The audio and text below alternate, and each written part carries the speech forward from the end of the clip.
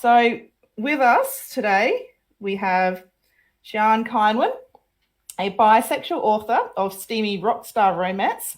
She released her first rockstar reverse harem in January this year. We also have Rory K Pierce, who lives in Central Alabama with her fiancé and 3 kids. She has been writing LGBTQ stories for 4 years. Her first published piece is a coming-of-age contemporary romance novel called Girl Crush. Hello, ladies. Hi. So, today we are talking about LGBTQIA plus fiction. While I haven't specifically written books that fit in this genre, I have incorporated characters with a range of sexualities into my work. I also intend to write a bi young adult romance down the track. This will incorporate some of my own life experiences and draw inspiration from other people I have met in the community. Can you both tell us a little something about yourselves and what inspired you to write LGBTQIA plus fiction? Sian, do you want to start the ball rolling? Sure. I guess because I'm bisexual myself, I think it's important to have that representation so that people can see themselves represented in fiction. It's important to have those characters because, queer people exist in daily life, and so they should exist in fiction as well. Absolutely. Rory? Yes, that's pretty much why I got started after trying to convince myself my entire life that I was straight, especially living in a super conservative area like where I live. I even married a man, had 3 kids, but nothing ever felt right. So finally last year I came out as pansexual. I'm now engaged to a woman and I'm much happier. And I just really wanted to represent every side that I feel like I can accurately, properly represent, like pansexual, bisexual, even just people experimenting. Like I really want to incorporate all that into my writing. And I specifically wrote young adult contemporary romance because I feel like that's when they have the most questions and they just want someone to relate to somewhere. And if my book is what they can relate to, then that would be great. That's awesome. Yeah. So I myself did go through some of the difficulties of working out my own sexuality at that young age, when peer pressure surrounds you and people are telling you, straight is, that's what you got to be. And I certainly feel like it might have been different growing up and being a young adult now versus what it was like for me in the 90s. Because bullying was just so rife, especially when I went to an all-girls Catholic school. Yeah. So, yeah. Like, anyone, who was rumoured to be lesbian or not straight in any way was ridiculed, and it was really sad to see that. So that's the sort of thing that I feel like if I'm going to focus on writing fiction in this genre, that's the inspiration that I'm going to be drawing from myself, for sure. What were your experiences growing up, like for yourself or people that you saw struggling? Well, so I grew up in a very, very religious family, and I can laugh about it now, but I really kind of wish I could go back and tell baby me, oh my God, it's okay. Yeah. When I was 17, I was making out with a girl, and I was like, I stopped I stopped, like, this is like a heavy makeout session. I stopped, I looked her dead in the eye and I said, I'm straight, you know. And she goes, are you sure you're not bi? And I was like, no, I'm definitely straight. And she goes, because this is pretty bi right here. And I was like, so upset. I left, that was the end of the makeout. So I left. The next day, I gave her brother a hand job. That's pretty bi right there. Then when I was like 22, I messaged my gay friend and I was like, I think I might be gay.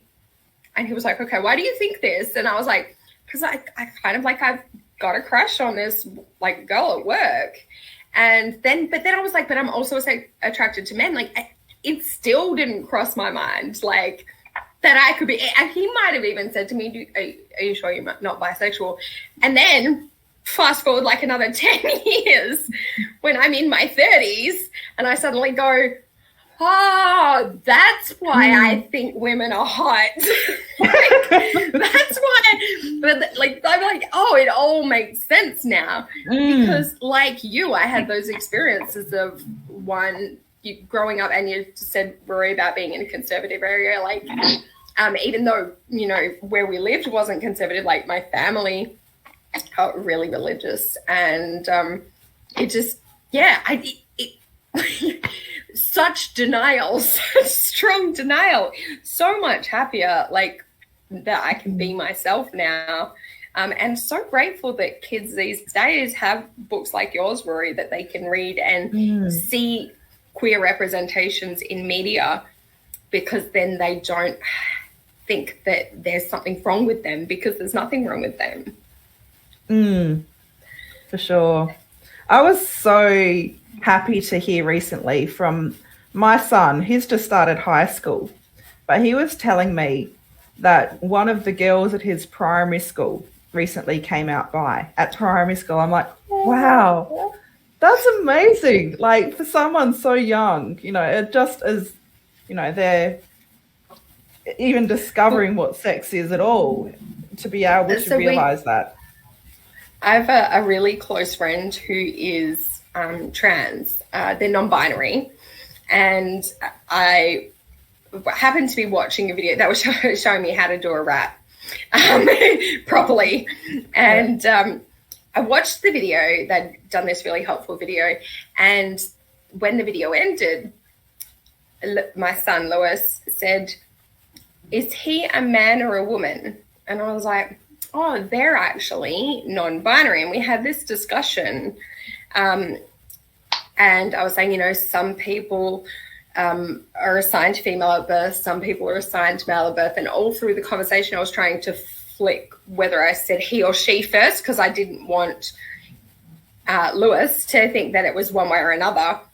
And he was like, but what were they? I was like, no, it doesn't matter, because they're non-binary now, and they've realized they don't they don't relate to either gender, and like, if they don't relate to that, they most associate as non-binary, and that's what they are. But it was, you know, trying to, from this young age, say that, not get him stuck in this, because I was talking with my friend about it after that, and I said, like, I've been trying to correct my thinking when I'm like out in public and I see somebody and I go, there's a part of me that goes, oh, I want to fit them in a box. Like, I want to tick out and go, this is what they are. And then I go, like, it doesn't matter. Like, it doesn't matter whether they identify as a man or they identify as a woman or they identify as non-binary. Like, why do I feel a need to go, you fit here? Because it doesn't, like, I'm not owed that from them. And so what I like, the reason why I'm telling this story is that I like that, you know, my son is 8 and my youngest son is 6, and he was part of the conversation. I even said, like, I said, you know, some people are assigned female at birth and they feel like they're male, and some people are assigned male at birth that they actually feel like they're female. And then Lewis goes, and some people are non-binary. I was like, yes, you're getting it. I was like, oh, this is perfect. That was the end of my sentence. But he said to me, he said, how did the doctor know? But how did the doctor, like, because the doctor had to know. I was like, well, the doctor looked at their genitals and declared one or the other, but it turned out the doctor was wrong. Like, Yeah. so even like this kind of like these generations are growing up, so automatically he's not getting that binary indoctrination from a young age. Like, he's being taught from this age that, you know, to be more open-minded, so that hopefully in school he won't be seeing somebody and then going on like bullying them if they come out as trans, or like, you know, if he feels like if he's trans or his brother's trans, then they feel comfortable to tell us because they know that we're open and stuff, like, and that if there's a trans kid, they can be supportive of them. Like, it's just, you know, trying to raise children to make the world better. It's encouraging, definitely. Yeah. So, Rory, have you got any? I've literally been sitting here the whole time trying to pick which story. Yeah. Because I have several good ones. And since I write, I've been writing young adult. Those are the stories I want to pull from. But my most recent story is probably the best one. So I have been straight my whole life, right? No one knew. Like, when I came out, no one was like, oh yeah, I could totally see that. Literally everyone was like, what? Because I hid it so, I was in deep denial. So when last year, when I met my fiance, I kept it from my kids for several months. First, I wanted to make sure it was what I wanted to do, and it was. And then I wanted to make sure that I delivered it properly, because they've only ever seen straight relationships. They've only, like, anywhere. And they were very confused at first. They were like, but you know, but no, two girls can't be together. And I'm like, yeah. So we went, and my kids are 9, 6, and 4 now. So they're pretty little. And so I got them young. And I just had to explain, like, no, girls can be together, 2 guys can be together, girls and guys can be together, multiple people can be together, as long as everyone consents. So it's been a fun little roller coaster. And I came from a conservative area. I was terrified. I thought I was going to be excommunicated from the family, even though I have a trans brother who everyone's like, oh, cool, yeah, he's fine. Like, we love him. I don't know why I felt so, like, personally, like I was going to be, like, shunned or something for it. It's just, it was so deeply ingrained in my brain. Like I said, I've hid it, I suppressed it my entire life until I finally realized, like, you know what? This kind of sucks. I want to do what I want to do. And if they shun me, they shun me. And they were like, why would we shun you? So I had a really good, I was really lucky. I had a really good coming out story, but the book I wrote actually has 2, it's dual point of view, and there's 2 different queer protagonists, and one has a really good coming out story like mine, and the other has the complete opposite, because I really wanted to show like a range, like not everybody has that same experience. And my fiance had that experience. I actually based my character's story completely around my fiance's life. Sorry. We kind of had like polar opposite coming out stories, and because it's not always happy-go-lucky, and if people are aware, if they know what goes on, it can be addressed and it can be changed, hopefully. But so that's my most recent story. It's interesting, actually. Like, you talk about the preconceived notions you have for yourself, despite what other people in the family have gone through, and the way they've been accepted. Because when I came out as bi, I was 18, going on 19. It was like towards the end of my senior year of high school, and I was in a secret bisexual relationship with a girl, and my mum knew that we were good friends and we were hanging out a lot, and for some reason I felt the need to hide the nature of the relationship from my mum, which in hindsight was absurd, because my brother had been gay and out like for ages, like we're talking decades, and mum had been really accepting of that. So I don't know why I thought I couldn't share this with my mother. but I think it's just that society had somehow ingrained these notions of it being wrong, even though it was not. It was completely fine.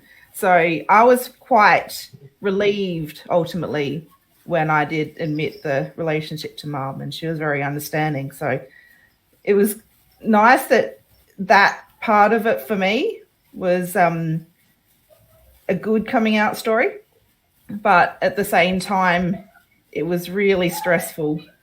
So yeah, it's just good to hear that you've sort of had that similar experience, Rory, for sure. That's exactly how it was. And as soon as it happened, it was because I'm about to be 30, so I came out at 29.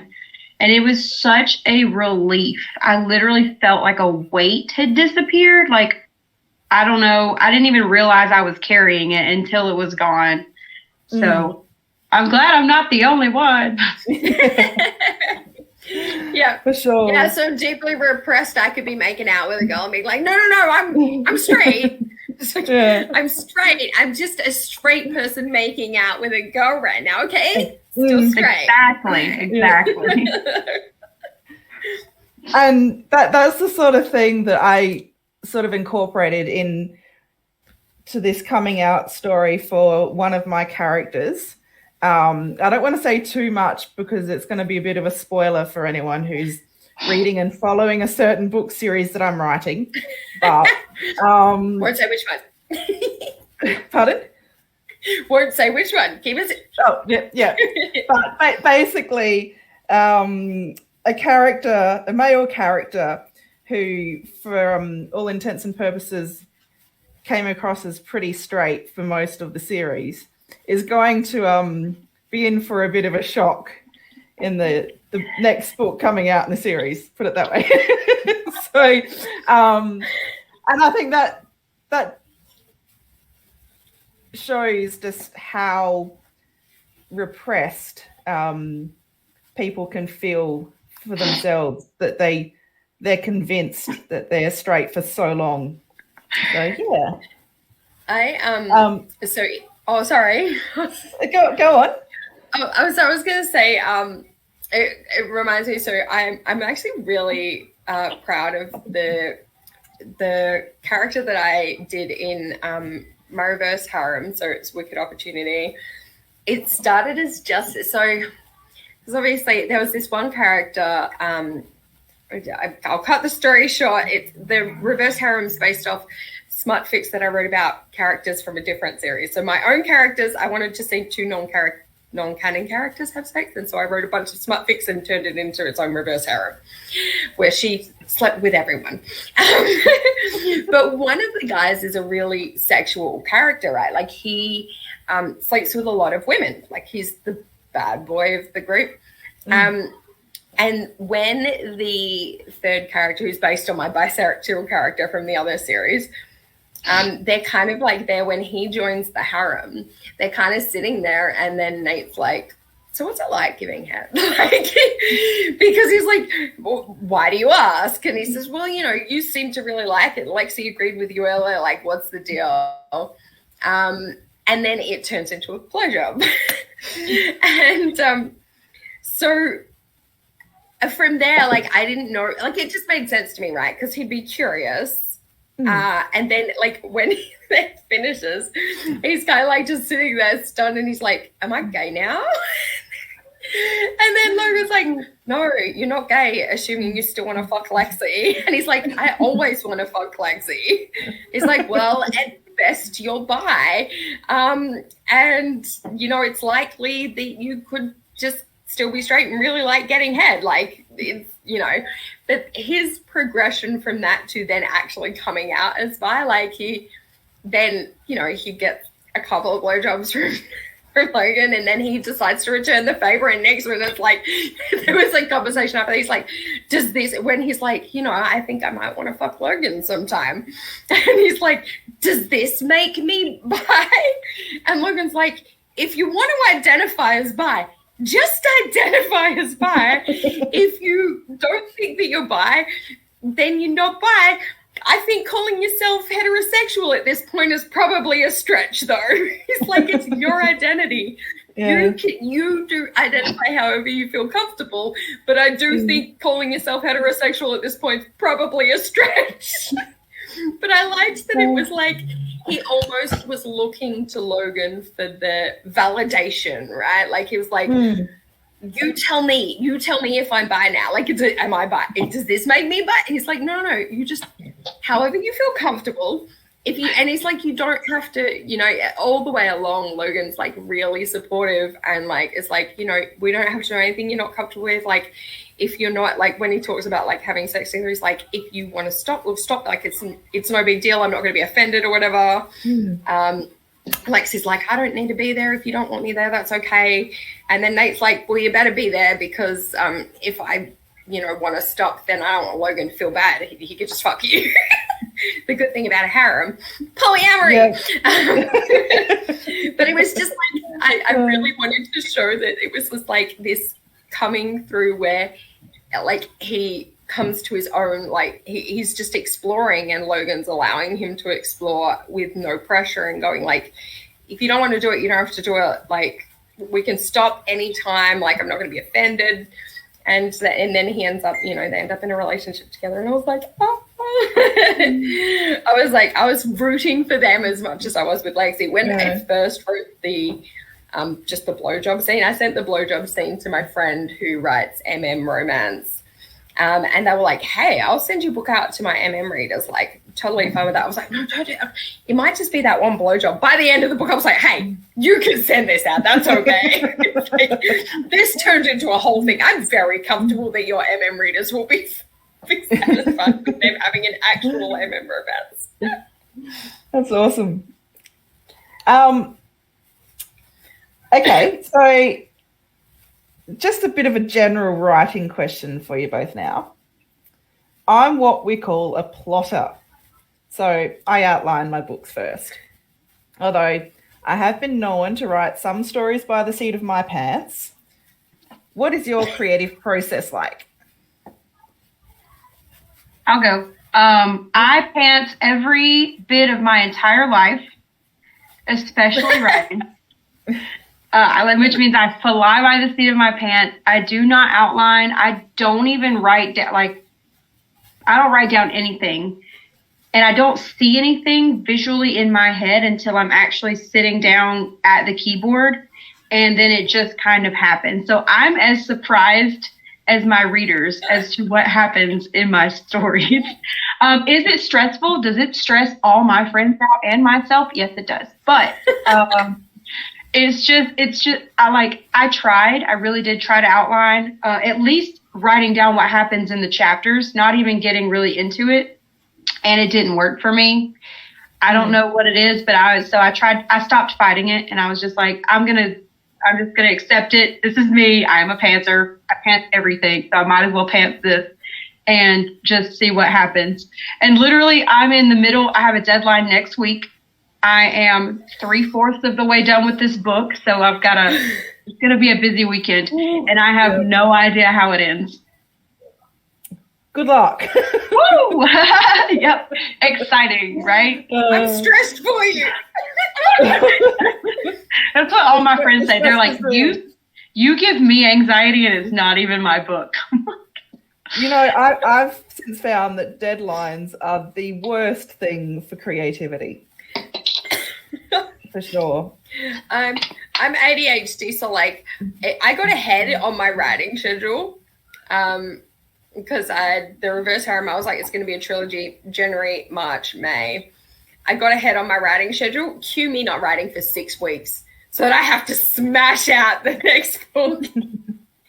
because that's like, I'm like, I'm like this. When I first finished Wicked Opportunity, I was like, I have so much time to write Wicked Betrayal, Wicked Freedom. So much time. Then didn't write a thing for 6 weeks. And was like... I used to think I was a pantser until I met people like you, Rory, and I was like, oh, no, I'm not a pantser. I'm a plantser. So I do exactly what you said. I have an outline where I've got like the chapters and how many chapters I'm aiming for, and then what's going to happen in each chapter. When I start a book, the last third of that is generally blank, and the final chapter will be whatever's the ending of the book's going to be. So it'll be 13 that'll usually the first part, there might be something big I think is going to happen about 3/4 of the way, and then there'll be big, lots of blank spaces. And I'm always fascinated to go back and look at that when I finish the book and how different that ended up being, because I thought all this stuff was going to happen. When I was writing The Stalker, I had this idea in my head about Hayden was dating Blake at the time, and I had this idea about, because Tatiana was his bodyguard, and there would be this scene where Blake and Hayden were having sex, and she was had headphones on so she wasn't listening to them, and then Hayden came and tapped her on the shoulder, and she takes him down basically.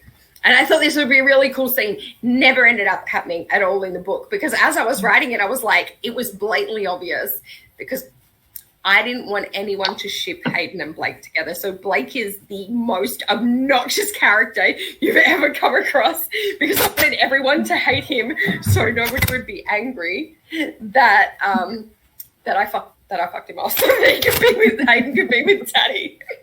But so as I was writing it, I was if Hayden doesn't break up with him, he is going to look like such an idiot.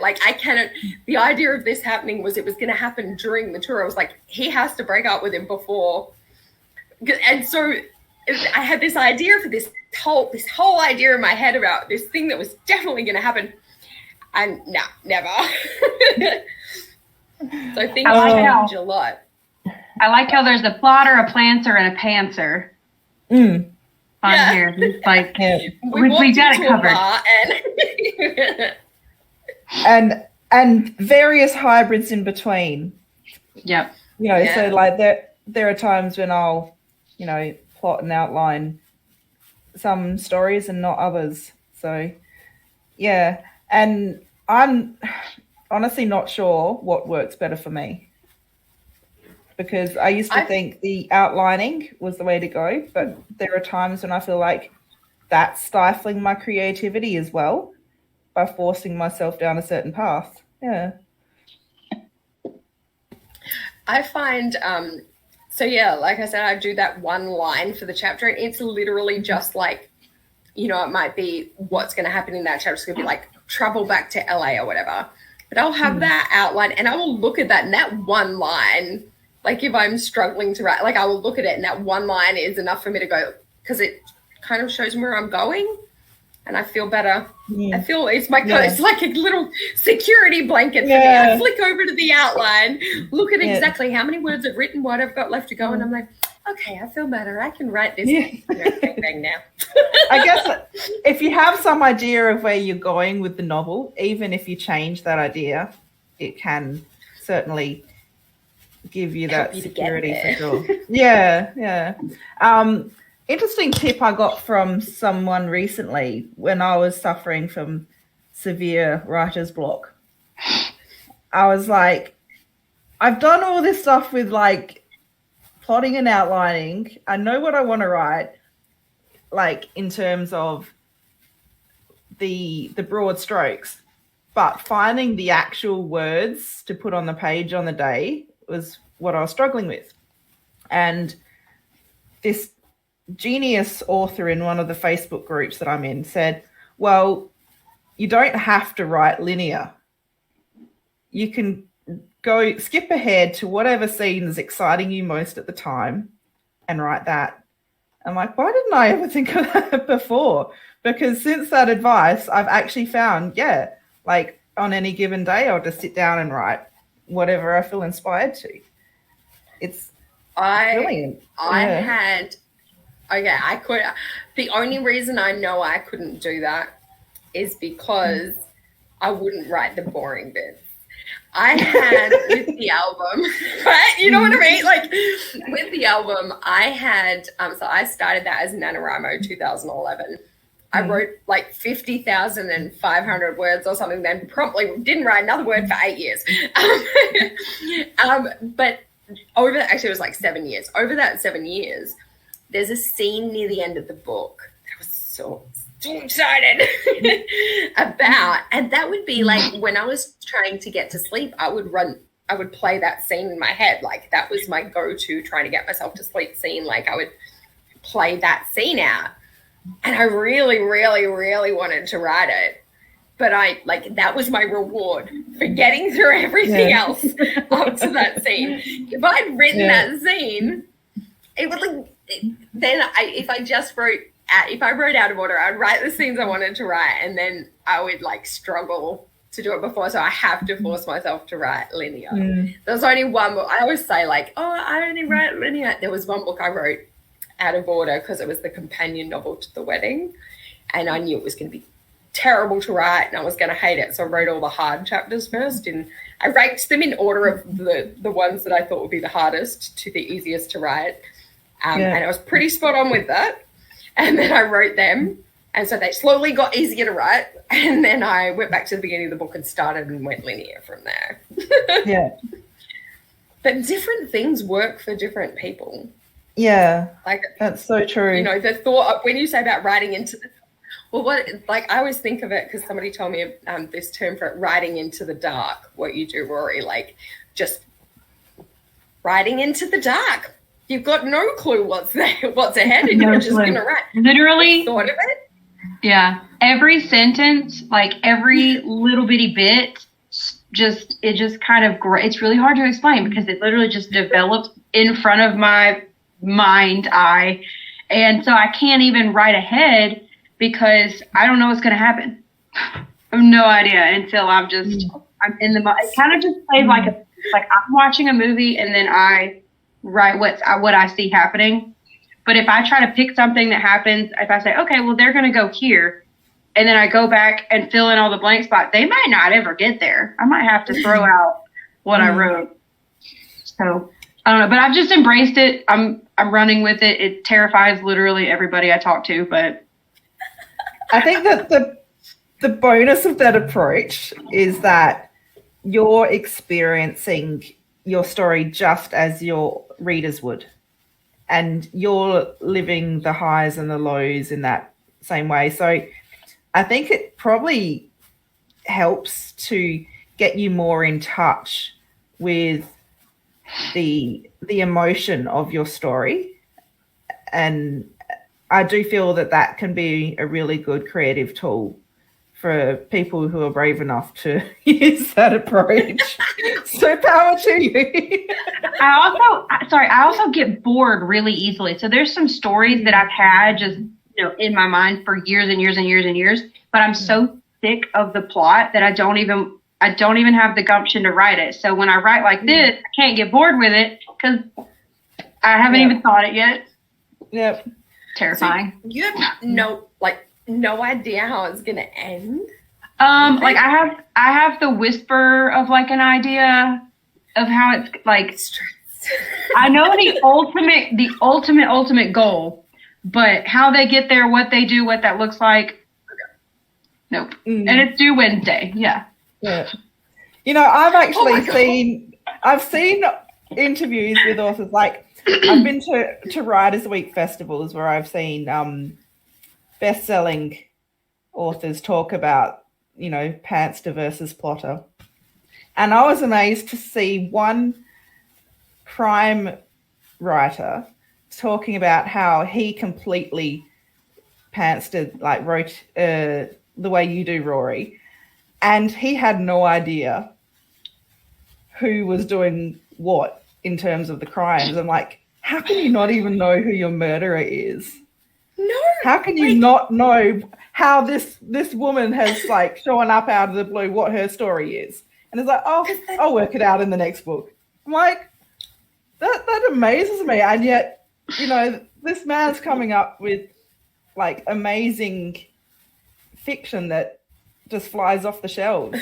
So yeah, everyone works differently. It's incredible. Yeah. I had my series, I kept getting reviews after book 1 and book 2 and book 3 or whatever, and they would say kind of the same thing. These books are in a series, but they can be read as standalones. And I was like, they can't. I didn't say that, obviously. I was like, I'll just wait. When book 4 comes out, they'll see. They'll understand then. Yeah. Because, like, I was, like, leaving clues the whole way through. When I said to my proofreader, I was like, the people who've read the alpha, nobody's guessed who the stalker is. That was book 4. I was like, nobody's been able to guess who the stalker is. He replied with a screenshot, and he said, I'm just going to leave this right here. And it was a screenshot. He's like, you have to understand, I keep a spreadsheet with every single one of your characters, and from the whole series, with each new book, I just add to it. I don't like start a new spreadsheet. I just add to it. And the screenshot was the name of the stalker, but I couldn't even be mad because the reasons why it was that person were the comments that he had made. About it. I was like, you guessed it for all the right reasons and you proved it could be guessed, and I hadn't just, picked a random person. But yeah, nobody else had guessed it. But I was like, that's so impressive. There was still one twist, and he highlighted it, and he was like, okay, you got me with that one. He said most people, like he said, very rare for people to pull something over on me. I didn't see that coming. I was like, but that's like all awesome. Like I'm planning that, I'm plotting that the whole way through and going like this, like I'm gonna leave these little clues all through here. I love doing that. I love doing that with like mystery and suspense elements in books where the really clued in people should be able to solve your mystery, but you want to keep your average readers guessing so they can enjoy the surprise as well. Yeah. And I think what I really like, that's one of the books I'm most proud of is The Stalker, because when you read it, like a lot of people guessed one part of it, like, because it was obvious, right? Like that, but then like the way that it was revealed, like each time it was revealed, like something new came out. Like I was like, I know that there's going to be people who are like, what? And then the next time they're like, what? And then what? Right when you think like everything has been revealed, there is one final like bombshell that comes out, and I was like, got him. I was waiting for this. This moment is the moment I was waiting for the whole series, where people would go, holy crap. Like, so good. But how intimidating is it to know that there are readers out there who pick up on every single little detail about the characters? And if you're not careful, they're going to pick up on inconsistencies. Like, that in itself scares me to know, because like I just worry that one of these days I'm going to slip up and I'm going to change the eye color of a character or something. Like, that's not necessarily important, but there will be readers who'll be like, how could you do that? And like hearing about this proofreader of yours who's got this spreadsheet to track this stuff. One of my readers, I recently learned, had a spreadsheet about the thing. I have my own spreadsheet though.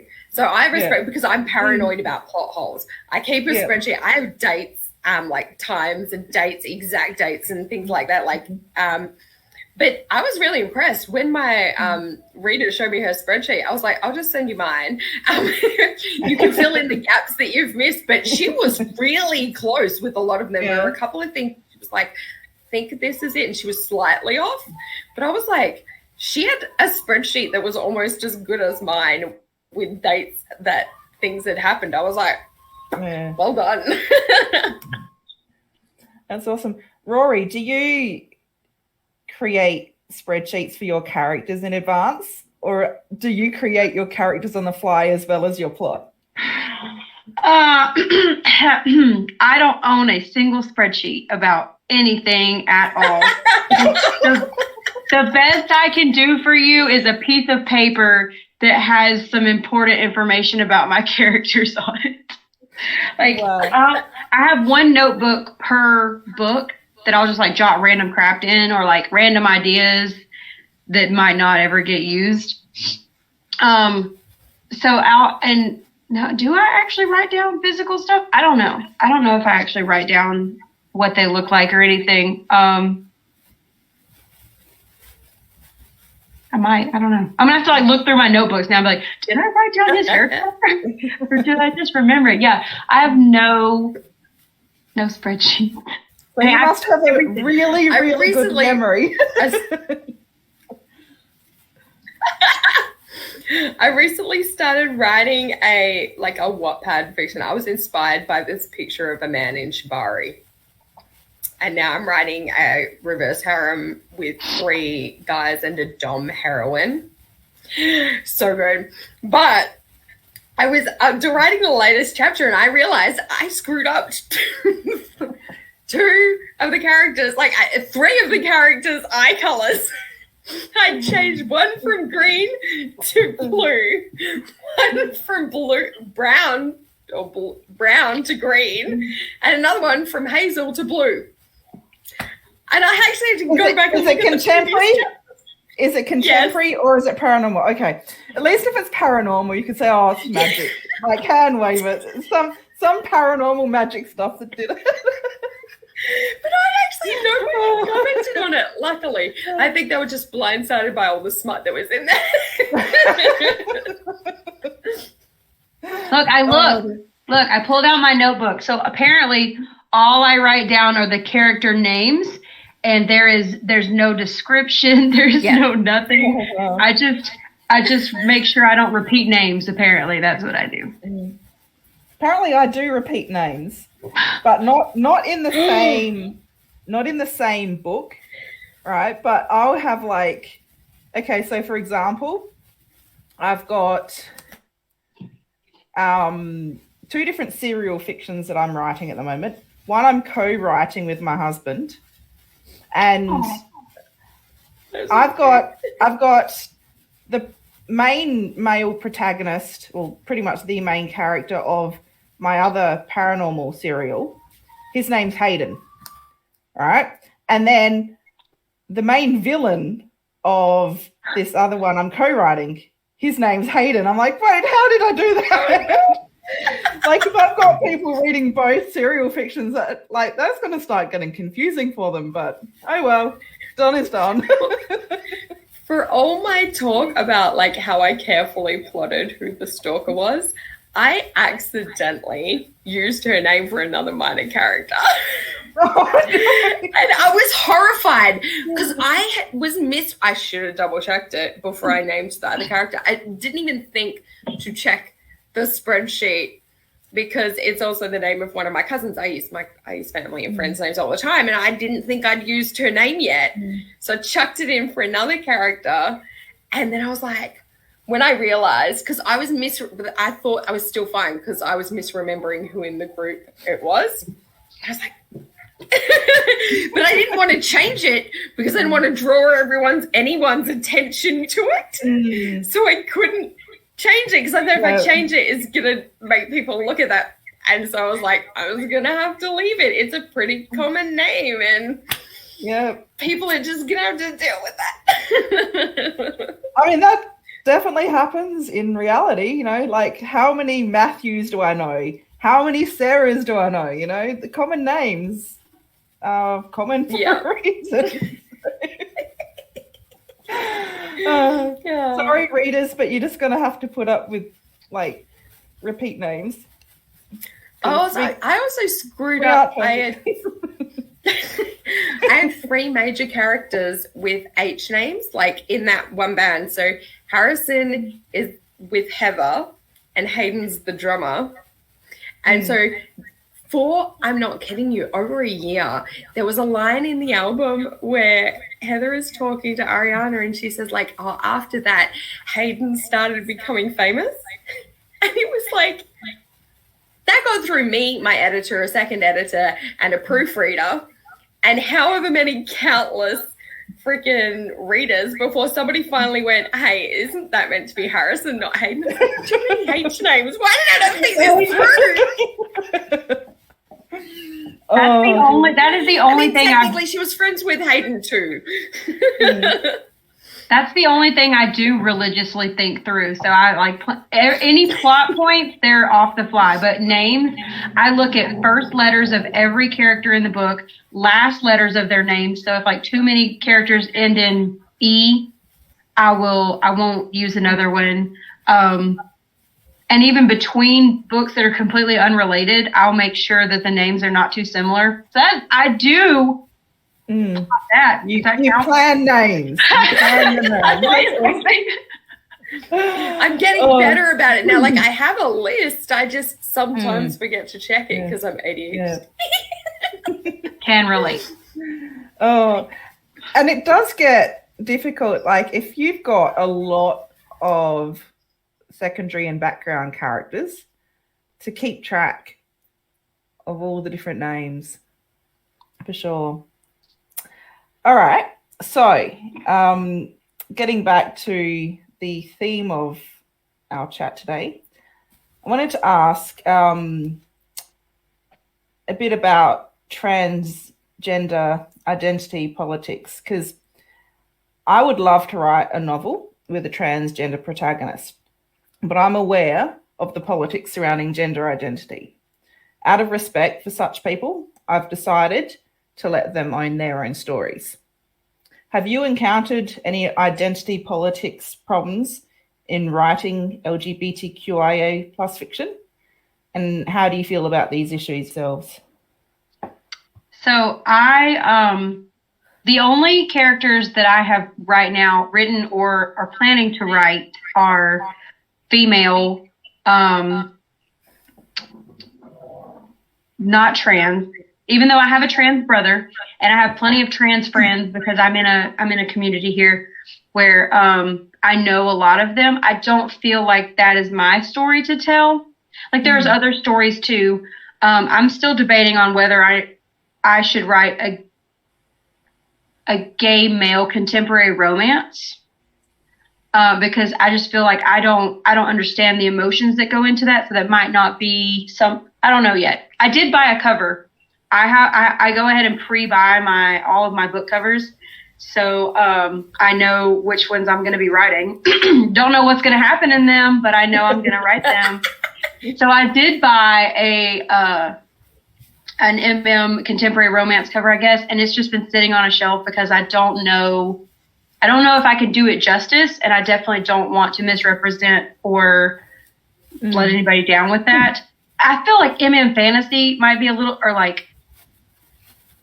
bit different. I don't know yet. And anyways, I don't think I'll be tackling the transgender topic, but I did buy a cover for a non-binary character that's also sitting there, and I just keep looking at it like I want to do it justice. I make sure I research. When I was writing Girl Crush, I interviewed, I'm not kidding, 100 people, even though I have my personal story and my fiance has her personal story, and I had tons of information. I was like, I don't feel like it's enough. So I reached out in LGBTQIA groups on Facebook, and I was like, hey, is there anybody I can interview anonymously for my book? Just because I want to, I want to pull from things that are not my experience also, and I want to make sure it's believable and relatable for people. And so if I were to write a non-binary character, I would interview like as many as I could find to really make sure I'm doing it justice. But even if I interviewed trans people, male or female, I just don't know that it's my story, and I don't think I could do it justice. So I've already decided not to tackle that. Now, I'm happy to help if a trans person would like to write their own story. I'm happy to help any way I can, give them tips, show them how indie publishing works if that's the route they want to go. Because I'm an indie. What about ghostwriting? Would you ghostwrite someone's story? Yeah. Yeah. I would do that. But I just don't know that I could. I don't know if I could tackle it as a whole. But I do have a non-binary story floating around somewhere in my brain that I might do. I have an MM contemporary romance that I might do, but I'm going to have to talk to people and interview and all that good stuff. I think as long as you are respectful and tasteful and you know your stuff, you've interviewed people, you have sensitivity readers who can read it for you and say, yes, this is accurately representing whoever I'm trying to represent. I think it can be done I'm just scared. Yeah. That makes sense. Okay. I feel pretty passionately and strongly about this particular topic because I've had this discussion especially about like people who like BIPOC characters, LGBTQIA plus characters, stuff like that. And the thing I always say is this: how many stories can you name where the characters being white, cisgendered, heterosexual forms any part of the plot? How many can you actually think of? There would be very few. So you can't tell me that you cannot write a story where the character's race, gender identity, and sexuality don't form a part of the plot, because you do it for your white cis het characters. Yeah. So do that for your LGBTQIA plus characters, for your BIPOC characters. That's how you get representation, because you're right, it is not our place, it is not my place to write a story that is, and the other thing that I've heard about it said is it's okay to write trans characters or autistic characters or neurodivergent characters. So I think I heard it from an autistic person. But don't write a story about being autistic. Don't write a story about being trans.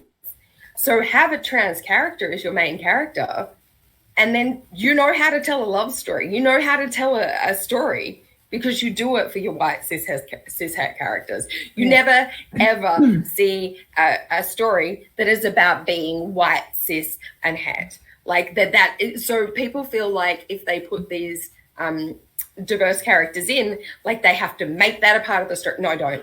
Just don't.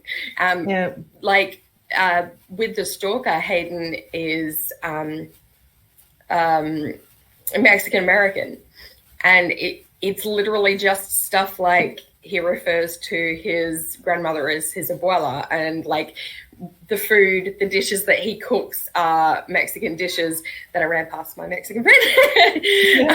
I was like, what sort of food would you have at your family like gathering? And it's not like, it doesn't form any part of the story. It's just part of him as a character, where it is natural for it to be a part interweaved into the story. Like his sexuality formed a part of the story because he was dating a guy when he met Tatiana. So he categorically says, like, because I'm bi, he doesn't trust me with anyone, because his boyfriend was really jealous because I was making him the worst person ever.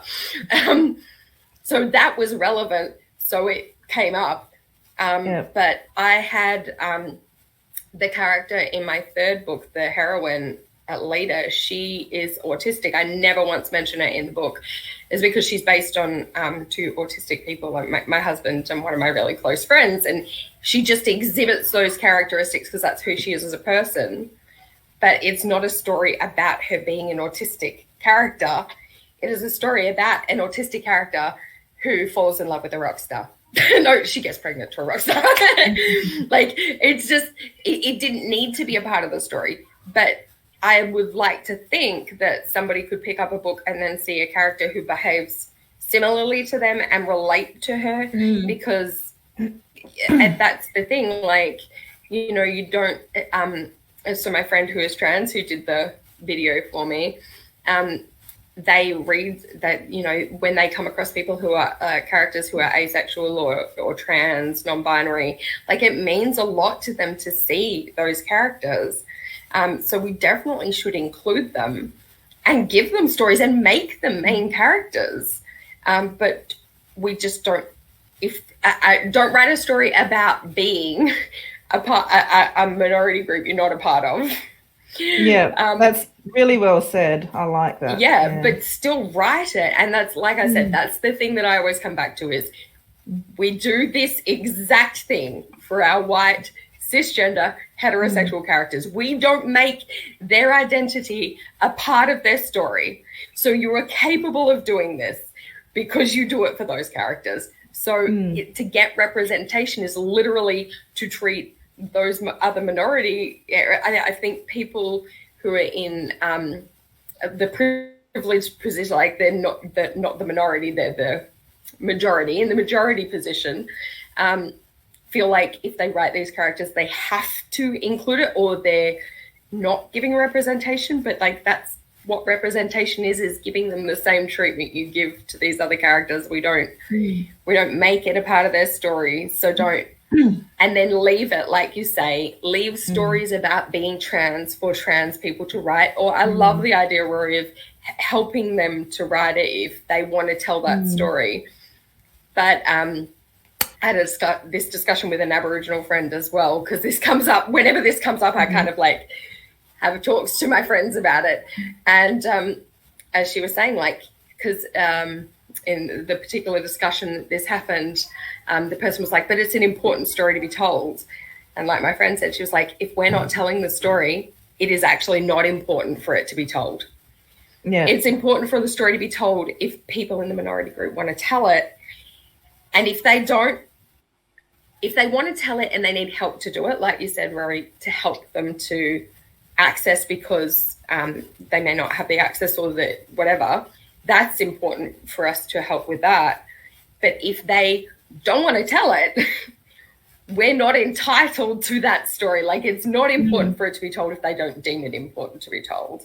But it is important for us to include these characters and not to just relegate them to being side minor characters, but to make them major characters that have meaning to the plot, so that they're not a token. It's not like, oh yeah, I checked off, I've got a black person, I've got, like I've got a gay person, I've got this thing, I'm checking off, yes, that's my representation. But they just had one line, and then they were that person that served coffee at the coffee shop or whatever. It's and part of, I feel like it's important for us, if we want for society to move forward, we cannot discount the importance of people being represented in media, because like you said, Rory, you live in a conservative area, and there are like your kids hadn't seen a gay, like a same-sex relationship. So having that displayed, it's so important. And there will be kids, young trans kids or young LGBTQIA plus kids who will see things on like I'm thinking of I've forgotten the character's name, but like in Sabrina, Chilling Adventures of Sabrina, there was a trans character, and like just even these major things, like seeing it start to be representation and not just either fetishized or made the butt of a joke, so that these, particularly, I think these, so that young kids aren't 17 making out with a girl and saying they're straight. Like, they get that straight. I cannot discount this, my own feeling, but just that if we don't write it, and the other statistic I think of is that like something like 90% of published authors are white. A huge amount, mostly women, I think. So if the people who have access to tell the stories don't tell them because they're scared to tell them, to include them, and that's like you're saying, the importance of sensitivity readers. So I try really hard to be a good ally. And my friend, my trans friend, reads a lot of my stuff. Like if I'm like, and I was writing this reverse harem I planned for next year, and I sent this one scene, and my friend was like, that was so disgustingly transphobic. And I was like, oh my God, I'm so sorry. And it was, I was trying, but I worded it very badly, and it was horrible. And I said, thank you for reading it, so no one else has to, right? And then I donated to a trans-friendly charity group to pay them for their emotional work, right? Because you should also pay for the emotional labor that you're asking of these people when you say, I want you to read something that is clearly was harmful. I felt so awful, but it wasn't about me, right? Like it was like, I'm sorry, I'll fix it. I've reworded it. Is this better? Thank you very much for reading that, because I don't want to put things out that are harmful. But if I shy away from it and don't write it, it doesn't, there's no representation. There's nothing. Yeah. Or if I hadn't sought that feedback thinking that I was doing the right thing, I could have put something really harmful out there. So sensitivity readers are really important when you're writing characters from a minority group you're not a part of. I guess so. My brain went to my like how I write first person, like everything is from my main character's point of view. My like side characters and other main characters, they are a rainbow menagerie of colors and sexualities, but I guess my brain went to writing as my main character. And since it is like a first person, deep thought kind of situation, there's going to be thoughts that cross their mind. Like if it's like specifically trans, because that's what we were talking about, but other things, there's going to be things that cross their mind, conversations that they have that I have no idea how to handle. So I guess like that's where my brain struggles, because I imagine putting them in that first person, like my main character, I'll be inside their head and they might think about things and consider things that I am completely just blind to because I haven't experienced that. But as far as representation everywhere else in my book, like I would definitely include them everywhere else.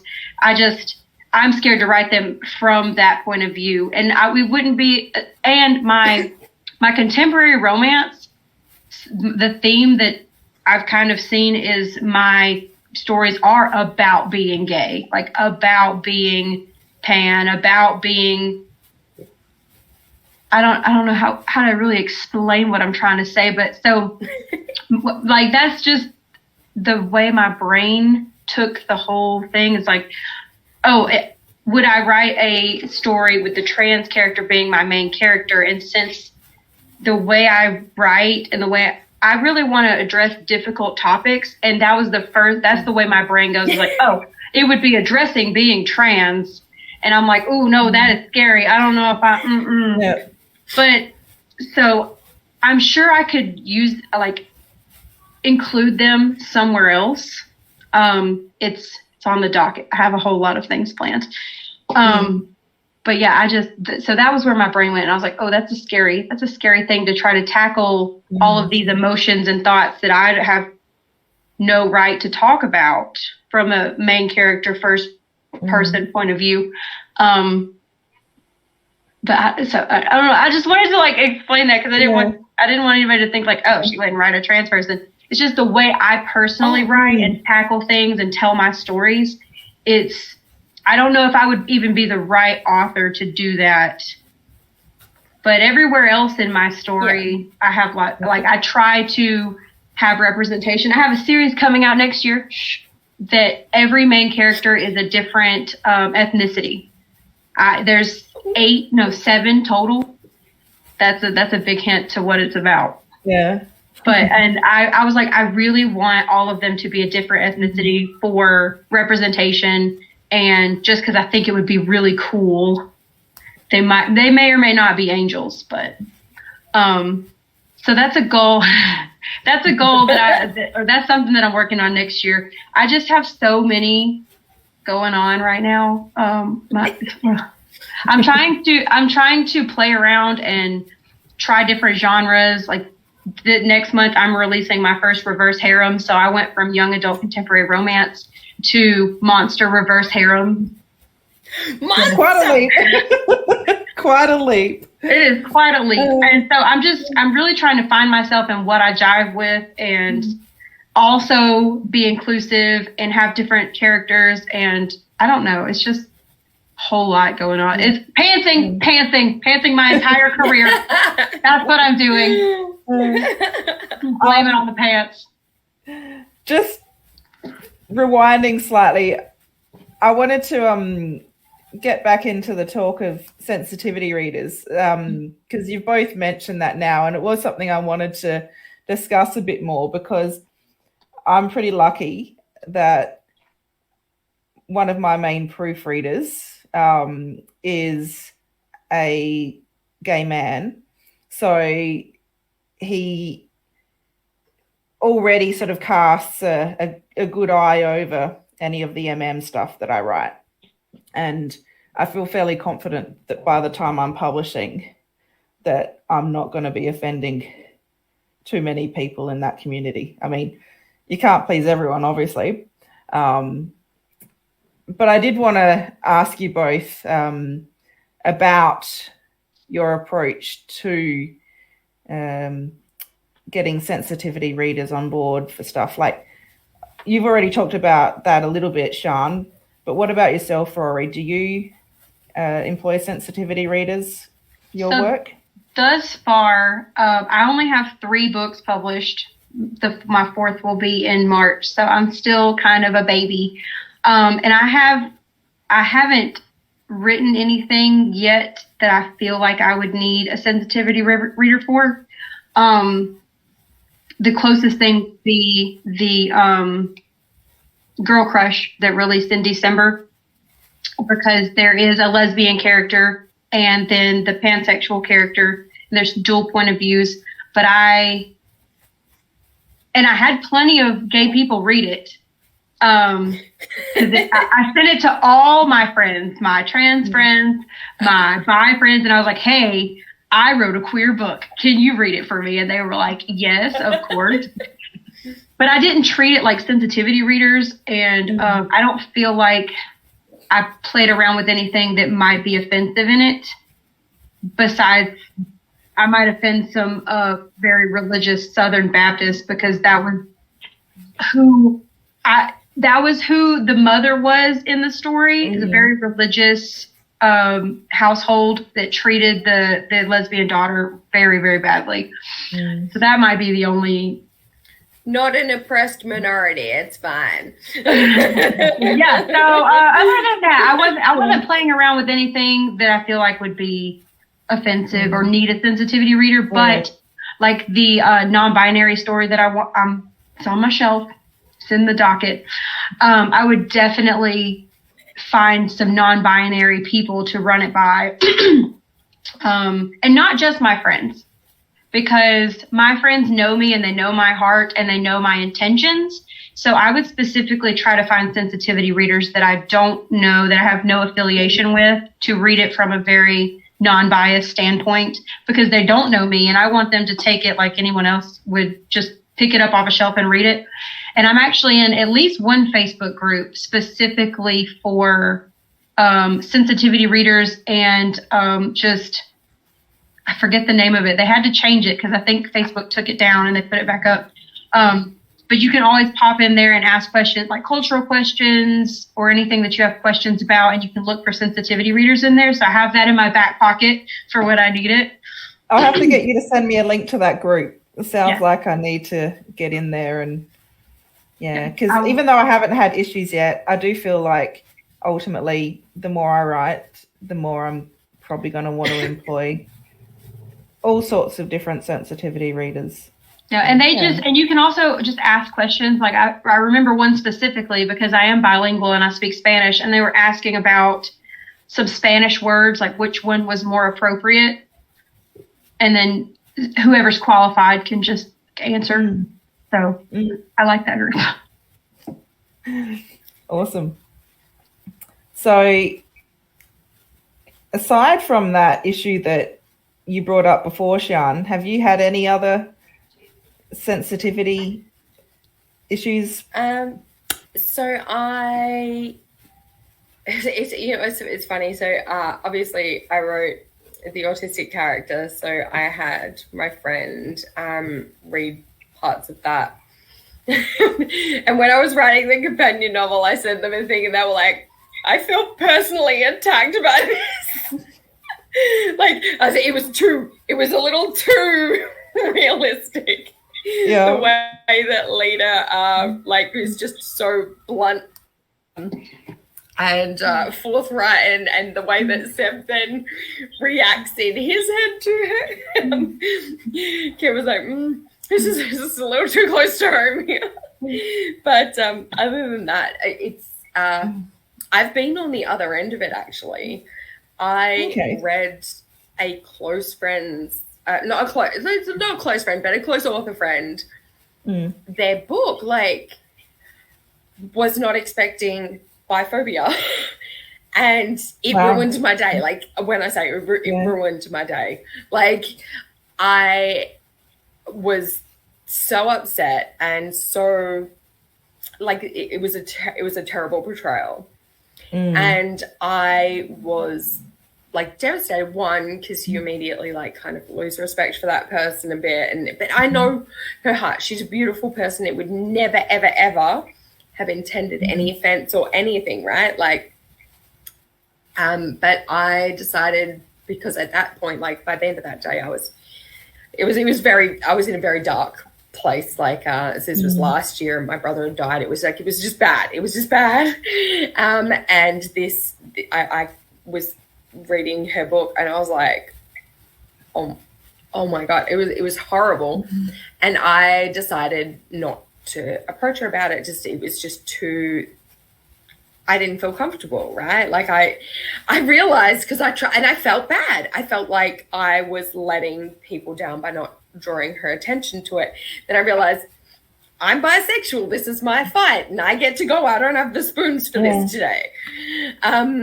So I didn't. I DNF'd the book. If it was anybody else, it would be like DNF 1 star, terrible biphobia, don't read this. But I didn't, because it's an author friend, and we all know authors don't give 1-star reviews. Yes. So I didn't. And then a friend of mine close friend of mine was reading it at the same time, and they were furious about it. And I said, look, please don't leave a review. This is just going to be too much. After about 3 weeks, my friend still left a 1-star review and just said terrible biphobia, and they felt that they couldn't not. And the author messaged me and said, I'm sorry, I'm going to have to message your friend and say, apologize. Like I owe her an apology. I feel so bad. I was like, all right, here's the message I wrote that day that I didn't send. And to her credit, she was beautiful about it. She edited the book. She made the change. She made changes. She ran them past me. She said, you don't have to feel obliged. I said, I'm more than happy to read what you put in. And she said, you've given me so much emotional labor already. You don't need to read this. I was like, no, I'm fine to do that. She ran it through a friend who deals with a lot of bisexual fiction. And what she changed it with was absolutely perfect. But that was like, I finally got that experience. And that's why I was I try not to. I put trigger warnings in my books for certain things. And if I was writing anything that I thought needed, because having had that experience, like that day was an awful day for me. And that like it was just coming across, it was so awful. And like I said, to her credit, she has edited it, she's changed it, and it's a lot better now. And which was part of why I felt bad, right? Because I know as an author how easy it is to fix a book, right? We can change the manuscript, upload the book, and the new version is there now. Send an email to Amazon, people can get the new version. Books are not set in stone when you're self-published. And so I knew it could be fixed, and I felt bad because not bringing her to her attention meant that it couldn't be fixed. But a part of me also didn't want to bring it to her attention because I was worried about what her reaction would be. Like, would she say, I don't give a shit, I'm not going to change it? Would she be angry at me? Like, I didn't know how she was going to react. And I, like I said, did not have the spoons that day. Did not have the spoons. I was not in a good place. Couldn't. Everything was so bad. But I felt bad because it was out there, still there to be read for other people to be harmed by, and I wasn't bringing that to her attention. So I'm glad with how it eventually played out. But it's that easy for a reader to read your book, be upset by it, and go, well, because I knew her, I could message her that that could ruin someone's day, what you've written. And then they just DNF your book, 1 star it. You never hear from them again, but you've harmed a person. Sensitivity reader. That was one of the things I was like, did you get a sensitivity, a bisexual? And she had a working drag queen. She had a character in her next book that was a drag queen, and she had a working drag queen read that over. She just really missed the ball on this particular one character. She really misrepresented it. And it was a minor thing. And I was like, the way it reads like he's just there to be made fun, like to be mocked and judged. And then he's just throw a character. She was like, he's actually a really important character in a later book. He's not just there to have the shit kicked out of him metaphorically and then be tossed on his way. But the changes she made it much better. But yeah, I'm really aware that everything we write as authors you can be a part of the problem or you can be a part of the solution. And even when you are trying to do the right thing, you can still miss the mark. Like I wrote terribly, like my friend was like, this is really turfy language. I was like, I can see it. I can see where now that you've said that, I can see how transphobic this reads. Like, this is awful. And literally taking one line out will fix this. But it's everything we do can, and if you will screw up, fix it, and then, move on. And now, my friend's book is now there with a much better portrayal of a bisexual character in it. And, it was there for all that time, not good, but now it's good. And now it's part of the solution because it's good representation. And it was literally poor representation before. So you will screw up and we can't, not represent people just because we're worried we'll screw up because it's hard. Like a part of me on that day when my friend said, this is really transphobic, what you've written, a part of me goes, I don't want my friend to think I'm transphobic because I'm not. I really try not to be, but I wrote something transphobic. And if they see me as being transphobic because of that, that's their right. Like if they see that, then all I can do is do my best to be better in the future. I can't control how they feel about me, but I would hope they don't see that. And I'm sure they don't. They're a really good friend. But if they did, still within their rights to go, Sian's got some transphobic stuff that will come out. Like, you know what I mean? There's a lot.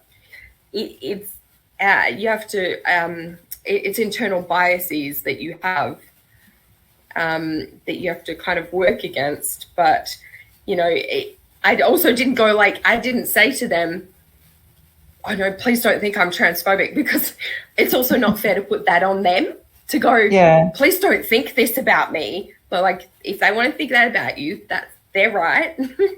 You just do better in future. And the only way that you can show that you're not that is through actions and not by going, no, I'm not transphobic. Don't think that about me, okay? Because I'm not. Just don't think it. No. Do better, don't be transphobic, and then over time, they may change their opinion of you. If they've formed an opinion based on your actions, all you can do is be better, do different actions, and then over time they may go, hey, was transphobic?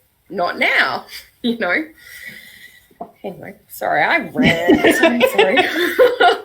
I'm sorry. I'm taking notes. Yeah. Little things I'm going to okay, that sounded weird, but be a part of the problem, not the solution. I'm going to make an Instagram post later because I just felt that. And then the fact that we're taught our whole lives that our words are powerful, but as an author, sometimes I forget just how much reading something can change your entire day, your entire week. So I'm just going to make a cute little thing, and I'm going to post it because I feel inspired now. Oh, well, that's awesome. And if I don't write it down, I will forget because ADHD.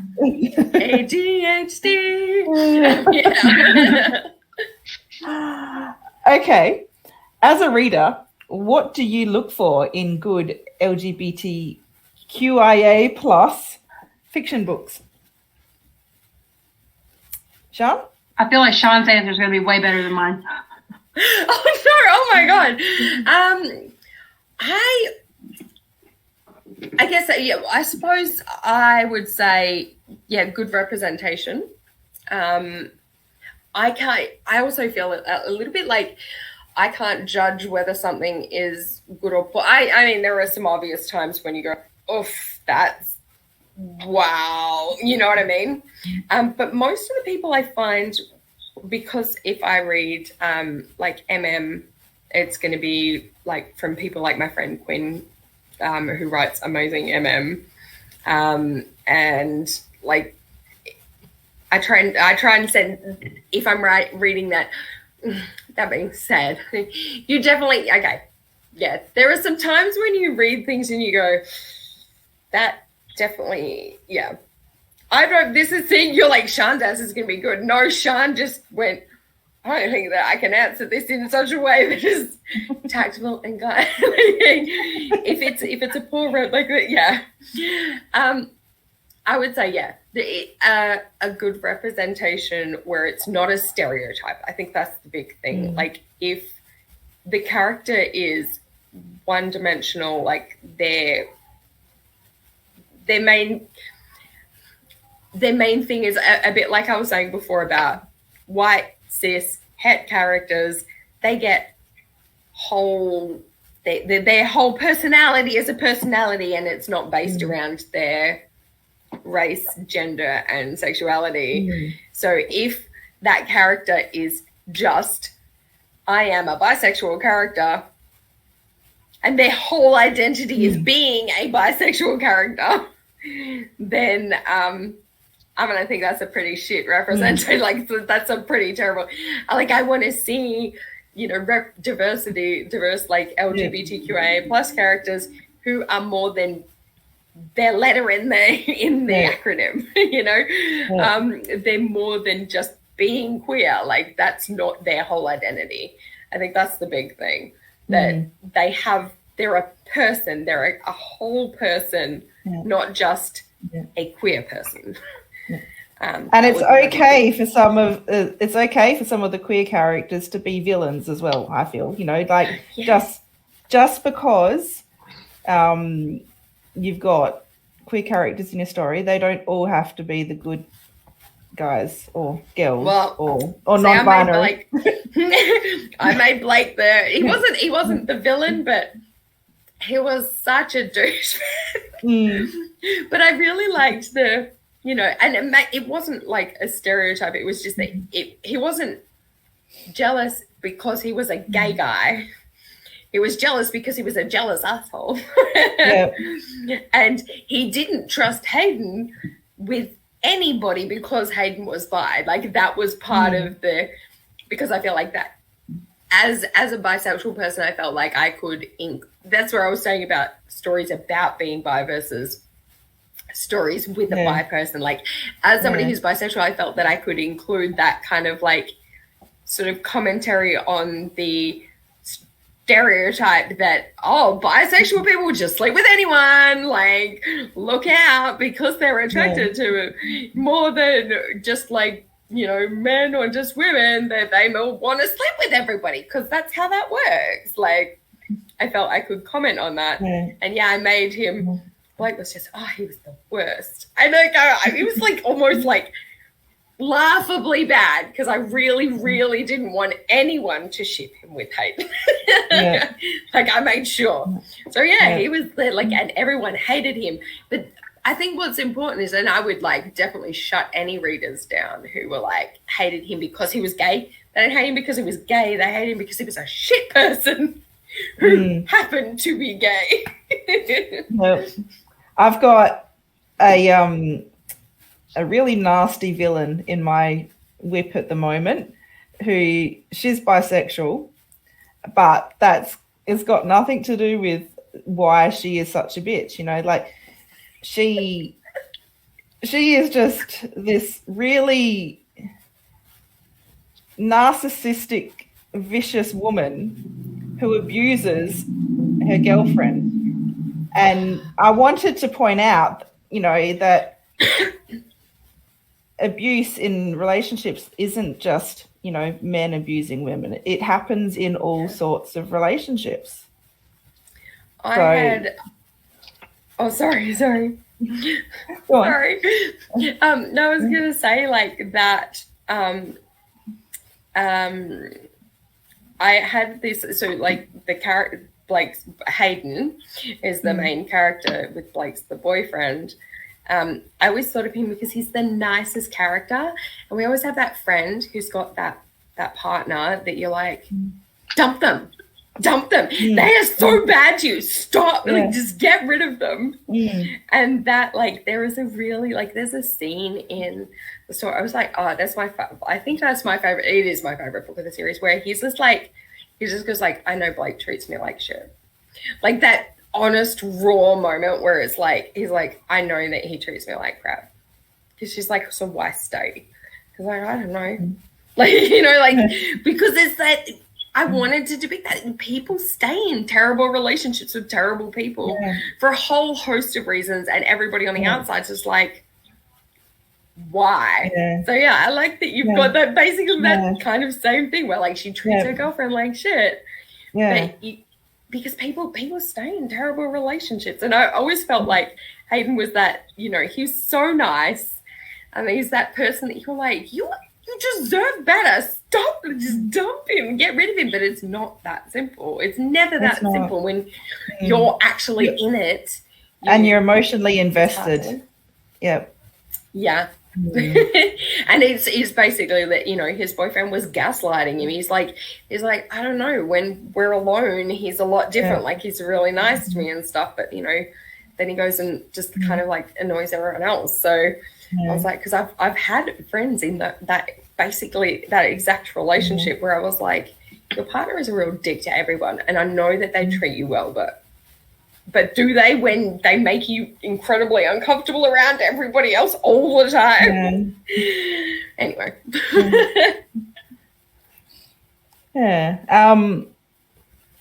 So what about you, Rory? What do you look for in the fiction that you read? I had forgotten the question, so thank you for repeating it. All I can think about now, I wrote down gay villain. So now I'm like, I need to write a gay villain. So to be honest, I have not read a lot of LGBTQIA plus queer romance yet. I don't have a lot of time to read because I have 2 full-time jobs plus writing plus 3 kids. I just don't get to read. So I don't get to read a lot. Unfortunately, my TBR list is redonk, and I have borrowed the max amount of books from Kindle Unlimited, but I haven't got to read them yet. But I definitely would be looking for accurate representation. I don't like one-dimensional characters. I want to know what your favorite color is and what do you like pizza, and just like make them a real person. And like they can be flamboyant, okay? They can be fabulous, but they've got to be a little, you know, more than just fabulous. I want to know the inner workings. I want realistic relationships, like we were just talking about. Gay, like the abuse happens within gay relationships. It actually happens a lot within gay relationships. Now, are all gay relationships going to be that way? Of course not. But I want to see different kinds of relationships with gay characters or queer characters. Sorry, I'm not particular about the words that people use when referring to me, if they want to call me gay, if they want to call me queer, if they want to call me pansexual, which is what I identify as. So I just use queer and gay like kind of interchangeably, even though they're not I'm like coaching myself right now, like don't say anything wrong. But even though I'll call myself gay, it might not be correct. It just doesn't bother me what people refer to me as. I don't get offended. The one that like sticks out, I know it's everywhere right now, Red, White, and Royal Blue. I was obsessed with that book. I loved it so much. Like, just give me all the snark. If you've got snark and queer characters, I'm already in love. Because I love the banter. I love the cutesy stuff. Like, oh, I don't know. But all of the stories like that, I think, oh, I'd love to see that in a book. I have one planned for it. I just got to get to it. So I need to add some more LGBTQ books to my list. I don't even know what's in there's so many on my list right now. I need to start a spreadsheet. That's what I need to do for my TV book. Just make real characters that are believable and make me love them just as much as all of the cishet characters that I already love. I don't have like any other specific like this is what I need. No, no queer phobia. That'd be great. Yeah. Unfortunately, one of the authors that I had invited to join us tonight hasn't been able to make it. So yeah, I just wanted to briefly plug Ash Knight's book Stay. If any of you haven't read that book and you're interested in queer fiction, especially romance, I really, really recommend Stay. It is such a beautiful, heartwarming story. And the main character, he's autistic and he's had a traumatic background and ends up living on the streets, and just seeing how the relationship he ends up in with this other man really heals him. It's just so beautiful. So That sounds amazing. Yeah, okay, well, it's on my list now. That's the next one I'm gonna read. Yeah. Something that you said, Rory, just made me think. You were saying no phobia. I don't mind phobia when there's a point to it. In The Stalker, I included two instances of biphobia. In one of them, everybody notices because Hayden straight up calls it out. But the other one, the way that he calls it out, when I pointed it out to them, they were like, oh, I didn't even realize that was biphobia. So the first one was, he's talking about the bad relationship with Blake, and he says, like, I haven't had a girlfriend for years. And she goes, is this some kind of bisexual thing where you miss women? And he says, I'm going to ignore the casual biphobia, Taddy, and continues the conversation, right? But, like, I included it specifically because that stereotype of, like, it was actually in relation to a comment that somebody had made when I was writing, and they said, Taddy is going to, make him forget about men or something. And I was like, no, she's really not. He's still going to be bi. He's just going to be in a relationship with a woman.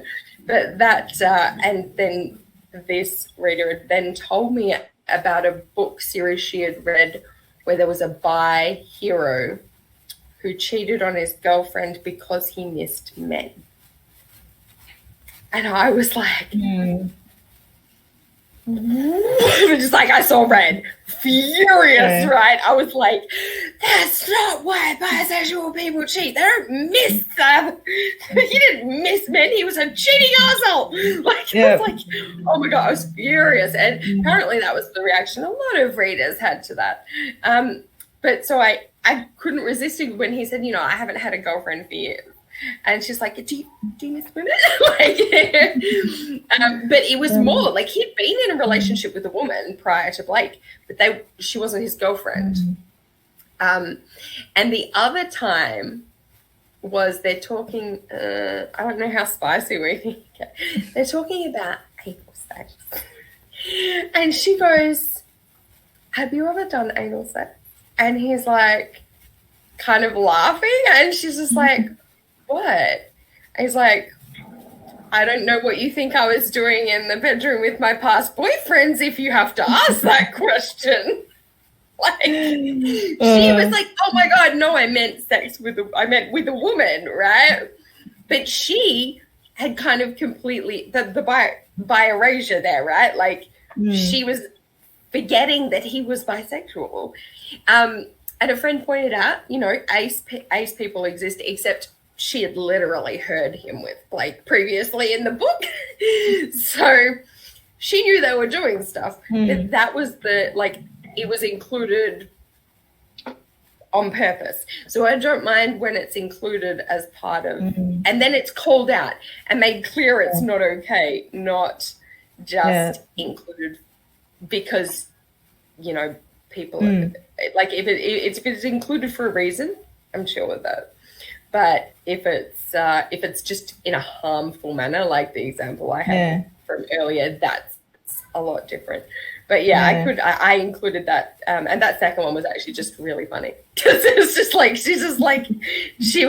they were talking about things they might like to try. And she's like, hey, have you ever tried this? He's like, yes. Yes. He then goes, I've both given and received anal tatting. Like, I assume there was more to the question than that.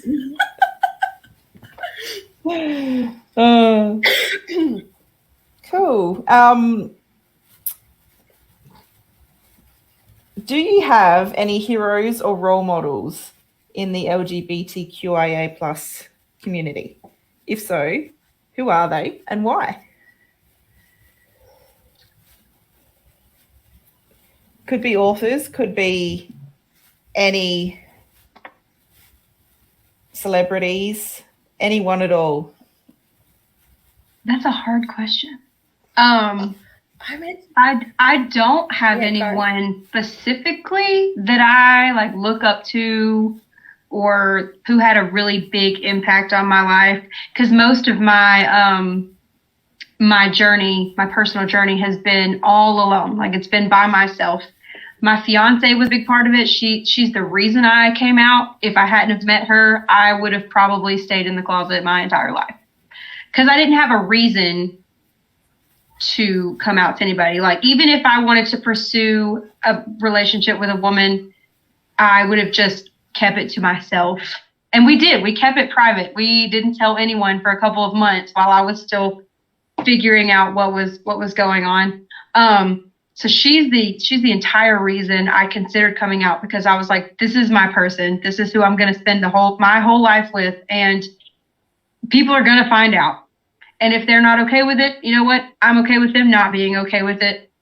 So that was a big turning point. Most of the people who I really admire are just my queer friends, because I know I've watched their struggle, I've watched their journey, and I'm really proud of them, and I'm here to support them. And like, when I interviewed everybody for Girl Crush, the first people I interviewed were my friends, and they got really detailed with their story. They're like, I haven't told anybody this, and I know you're not going to share it personally and say, hey, this person experienced X, Y, and Z.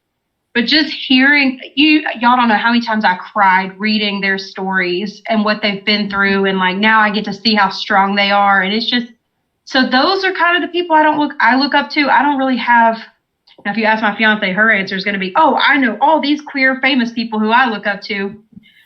But I just don't have that connection with any celebrities or really famous people in the community. It's just mainly people I know personally who I've watched struggle and watched overcome those things. So, and I like, if they can do it, then I can do it, kind of thing. Everyday heroes. Yeah, everyday heroes. That's all I've got. But yeah, like I said, she has a whole list of queer idols that she can like name off and tell you their whole biographies and stuff. Yeah. So I guess everybody's different. Yeah. I'm excited to hear Sean's answer.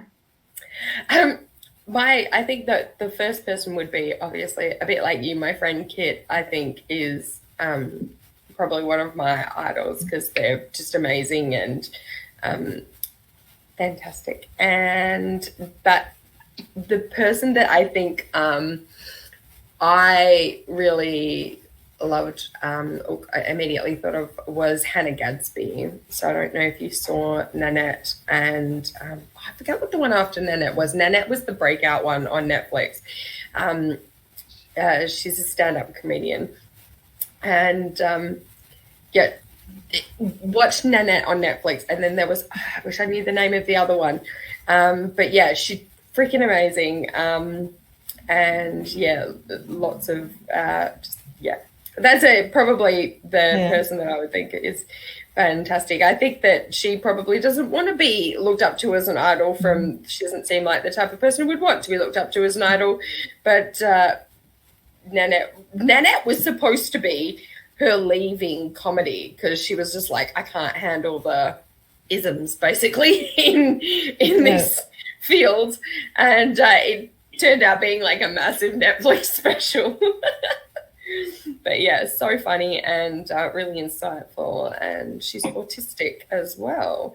Oh, you know who else I would think of? In Umbrella Academy was in Juno, but don't dead name them. Yeah. I can't even think of their dead name anyway. Elliot Page, is that his name? Elliot Page, thank you. Right, Thank you. Yes. Because I think that must have been ridiculously hard to do, come out as trans, like just particularly when you're in the middle of a show and then people are going, oh, this is gonna ruin the show. Like, trans people haven't been dressing up as one way or another, like, you know what, dressing up to fit society's standards for years or whatever. But even if they do adjust the character to fit Elliot's identity, then that, I'm sorry you feel that ruins the show for you, but fuck you also. So, you know, they're just such an amazing actor that that's, I think, the other person, because I just think that would have been so hard. But just because fandoms can be really intense and sorry, somebody's so those would be my heroes: Kit, Hannah Gadsby, Elliot Page. Awesome. I'm definitely going to have to check out Nanette, I think. Just hearing it's so good. Yeah. She's from Tasmania, so Hannah Gadsby is so good, and check out Nanette and whatever the other one is. Watch Nanette first, and then the other one. I forget, the other one was really funny because that was when she was saying like that she had discovered she was autistic, and basically everyone was like, "You didn't know." Yes. I was like, oh, I assumed when I was watching Nanette that she was autistic, but I have a lot of neurodivergent, like my son's autistic, my husband's autistic, like my friend Kit, when my friend Kit got their diagnosis, I was like, sorry, is that news to you? But we laugh, we all have our sensory, and neurodivergent people all diverge together. To the point where I'm like, what is being neurotypical like? Tell me. Is it even typical anymore? I just noticed the time. I thought it'd probably be good to start wrapping up soon. So I wanted to finish up with some self-plugs. So I want to hear what books you have coming out soon, what you've got planned for the future.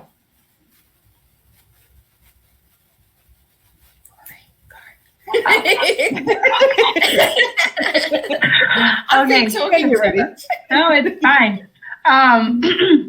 So I have the Girl Crush released in December. I have a prequel coming out in May that will be, so Girl Crush is from two point of views. We have the she's still figuring it out one, and then the lesbian. This is going to be the lesbian. Everyone loved her so much. They were like, we need more Jessie. So I devoted an entire prequel to her, and this is going to be her coming out story. And she's the one that is not treated very well in Girl Crush. And unfortunately, there's going to be a lot of that in the prequel. It's going to be really sad, but it's going to be awesome. She gets through it. She makes it. Okay. Yeah. And then I'm actually launching another pen name next month, Rory K Pierce, pretty much my name. I just dropped the Ori. And I have, so Rory is going to be my YA young adult name. Everything that is going to be clean, high school. Well, I say clean. There's lots of cuss words. It depends on what you define as clean. Upper YA, that's what I'll say. But I have had some teachers put my books in their classrooms because they really like them, so that was cool. But so everything under my new pen name is going to be new adult, spicy, and I have lots of LGBTQ things planned. When I started this whole writing journey, I didn't even know I was going to be writing LGBTQ books. Like it had never even crossed my mind. And now 80% of what I'm working on is queer. So I have the next one after May. I don't know how much I can say about this one. It comes out in December. It'll be in a box set first before it's actually released. It is a sapphic wolf shifter book. Yeah, I'm going from monster reverse harem to lesbian wolf shifters. Naturally. Yes. From young adult contemporary romance. I have something for everybody, okay? I will write something for you eventually. So that's what I've got coming up. I look forward to it. That's amazing. In March, my second reverse harem comes out because that's a trilogy. So I'm currently writing the third book. The first book starts with, this is funny. There's a natural progression to a trilogy, right? So the first book starts out with the dedication, this book is for you, dear reader, because you deserve cock in the first chapter. And the second book starts with, this book is for you, dear reader, because you deserve cocks in the first chapter. And then the book I'm writing at the moment starts with, this book is for you, dear reader, because you deserve a gangbang in the first chapter. Yes! I'm sorry. Naturally. So I'm currently in the middle of writing a gangbang. Literally. But that's for the third book. I'm really excited to write this one because it's going to have more plot. But aside from that, then my next one after that is going to be a steamy contemporary romance just with one guy and one girl. Like, that's a thing, apparently. It's going to be hard to pull it back from all the smut of reverse harem. But aside from that, something that I will say that I'm doing that I'm really excited about, I'm currently doing a project where I read Gabriel's album, which is the first of the companion novels from my Rockstar Romance series, out on YouTube. And then I also do a breakdown of every chapter. And that's a project that I recently picked up again, and I'm going to finish reading that through, which is, I just think it's like really interesting to break down your own book chapter by chapter as so people can listen to the chapter, me read it. Oh my God. Reading aloud your own spicy stuff is very difficult. I can tell. I'm like, oh my God. How do you not giggle? I did a whole blooper reel that I posted in my Facebook group of me just laughing when I was trying to read it. I was just like going, and then I would pause and I'd be like, okay, get it together. And then editing. So you can listen to me read the chapter. I'm no audiobook narrator, and I was like, I'm not even going to attempt an American accent, okay? You're just going to have to deal with the fact that I'm going to read this in my Australian accent. And then, after each chapter, I break it down, and if people post questions about the chapters, like on the YouTube video or in my group, then I answer those in the breakdown video. So I think that's a really fun project that I'm doing. My username is Sian Ceinwen everywhere, so you can just find me. Awesome. Well, thank you both so much for joining me. Thanks. I see that our live audience have kind of dropped out. They've probably either fallen asleep or gone off to work. We're working with some strange time zones here, but hey, that's all right. People can watch the recording and the playback later. So we'll look out for some comments as people log on and watch this later. But I won't be opening up to the audience for questions because there won't be any, but that's fine. We've had a great chat, and I've enjoyed the discussion. It's been great. So I had a lot of fun. I'm sorry I talk too much. I talk too much.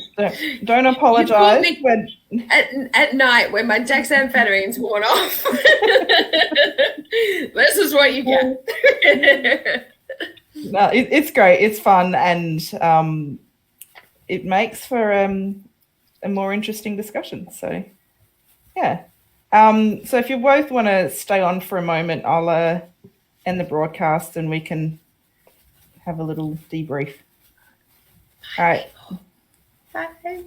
Bye.